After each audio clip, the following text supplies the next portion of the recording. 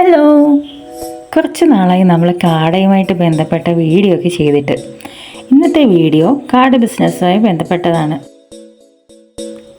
ഏതൊരു ബിസിനസ് ചെയ്യുമ്പോഴും ആദ്യം നമ്മൾ മനസ്സിലാക്കേണ്ടത് അതിൻ്റെ മാർക്കറ്റിങ്ങിനെ കുറിച്ചാണ്. മാർക്കറ്റിംഗാണ് ആദ്യം കണ്ടെത്തേണ്ടത്.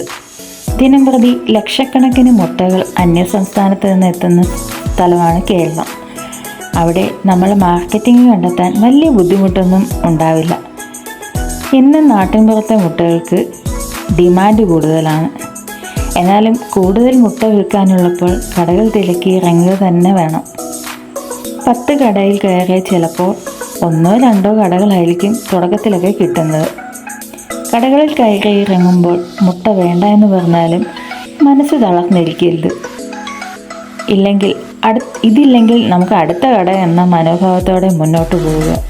തുടക്ക സമയത്ത് ചില കടകളിൽ പോകുമ്പോൾ നമ്മളെ നിരുത്സാഹപ്പെടുത്തുന്ന രീതിയിലൊക്കെ ആയിരിക്കും കച്ചവടക്കാർ സംസാരിക്കുന്നത്. ചില കച്ചവടക്കാർ വില കൂടുതലാണ്, ഇതിലും കുറഞ്ഞ റേറ്റിൽ ഇവിടെ മുട്ട കിട്ടും എന്നൊക്കെ പറയും. ഇത് കേട്ട് മുട്ടയുടെ റേറ്റ് കുറയ്ക്കാനൊന്നും നിൽക്കണ്ട കേട്ടോ. നമ്മുടെ റേറ്റിൽ തന്നെ ഉറച്ചു നിൽക്കുക. ആദ്യത്തെ കുറച്ച് ദിവസം അങ്ങോട്ട് വിളിച്ചൊക്കെ ചോദിക്കേണ്ടി വരും, മുട്ട തീർന്നോ, അടുത്തത് വെക്കട്ടെ എന്നൊക്കെ. പിന്നെ അവർ തന്നെ വിളിച്ചിട്ട് മുട്ട വയ്ക്കാൻ പറയും. ആദ്യത്തെ കുറച്ച് കഷ്ടപ്പാടൊക്കെ ഉണ്ടാവും. എനിക്കുണ്ടായ ഒരു അനുഭവം പറയട്ടോ. ഒരു സ്ത്രീ ആയിട്ട് കൂടി ചില കടകളിൽ ചെല്ലുമ്പോൾ എന്താ പറയുക, ആട്ടിവിടുന്ന രീതിയിലുള്ള പെരുമാറ്റമൊക്കെ ഉണ്ടായിട്ടുണ്ട്. ആദ്യമൊക്കെ കുറച്ച് വിഷമം തോന്നിയെങ്കിലും നിർത്തിയില്ല. ഈ കട കിട്ടിയില്ലെങ്കിൽ അടുത്ത കട കിട്ടും എന്നൊരു വിശ്വാസം ഉണ്ടായിരുന്നു.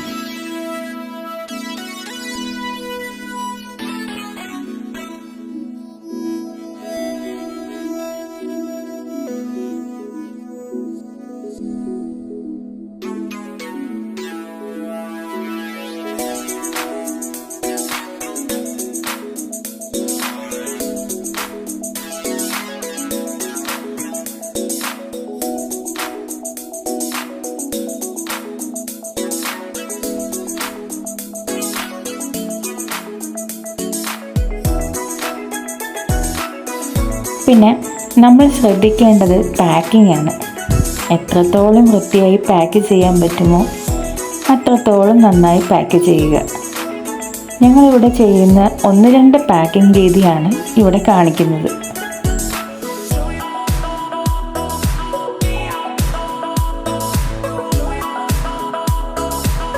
5x5 പ്ലാസ്റ്റിക് കവറാണ് പാക്കിങ്ങിന് ഉപയോഗിക്കുന്നത്. 8 മുട്ടകൾ വീതമുള്ള പാക്കറ്റുകളാണ് ഞങ്ങളിവിടെ ചെയ്യാറ്. മുട്ടകൾ പ്ലാസ്റ്റിക് കവറിലാക്കുന്നതിന് മുമ്പായി പ്ലാസ്റ്റിക് കവറിൽ ഹോൾ പഞ്ച് ഉപയോഗിച്ച് ഹോൾ ഇടണം കേട്ടോ. ഹോളുകൾ ഇട്ടില്ലെങ്കിൽ എയർ ടൈറ്റായിരിക്കുന്ന മുട്ടകൾ പൊട്ടാൻ സാധ്യത കൂടുതലാണ്. ഒരു മുട്ട പൊട്ടിയാൽ മറ്റു മുട്ടകൾ പൊട്ടാനുള്ള സാധ്യത കൂടുതലാണ്. പിന്നെ ഈർപ്പം തങ്ങാനുള്ള സാധ്യതയുണ്ട്. അതുകൊണ്ടാണ് ഹോളുകളിട്ട് പാക്ക് ചെയ്യണമെന്ന് പറയുന്നത്.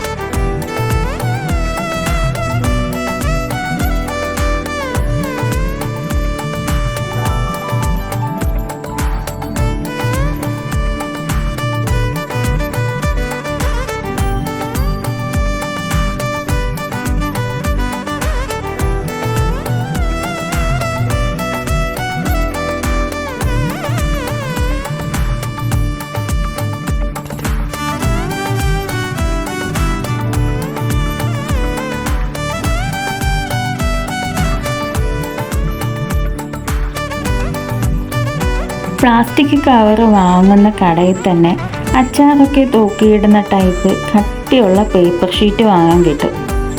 അത് കൊണ്ടുവന്ന് 4 ഇഞ്ച് വീതിയിൽ കട്ട് ചെയ്തെടുത്താണ് സ്ട്രിപ്പാക്കുന്നത്. പിന്നെ ഒരു ഭംഗിക്ക് കാടമുട്ട എന്നെഴുതിയൊരു സ്റ്റിക്കറും കൂടി വയ്ക്കുന്നുണ്ട്.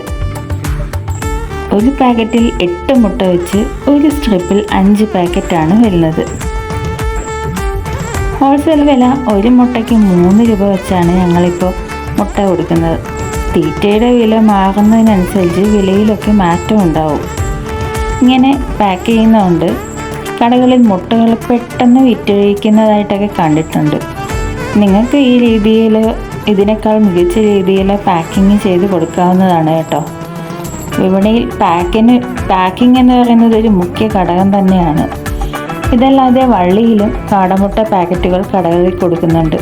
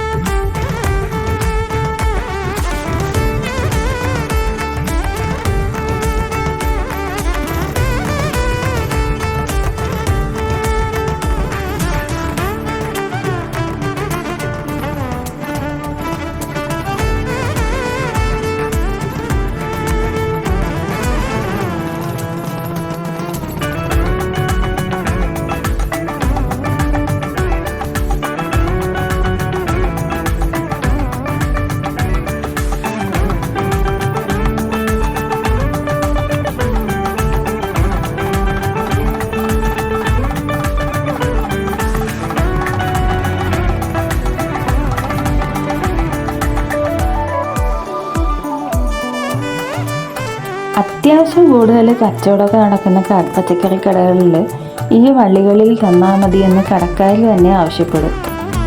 അതിനനുസരിച്ച് വള്ളികളിൽ പാക്കറ്റ് സ്റ്റാപ്ലർ ചെയ്ത് കൊടുക്കുന്നതാണ്.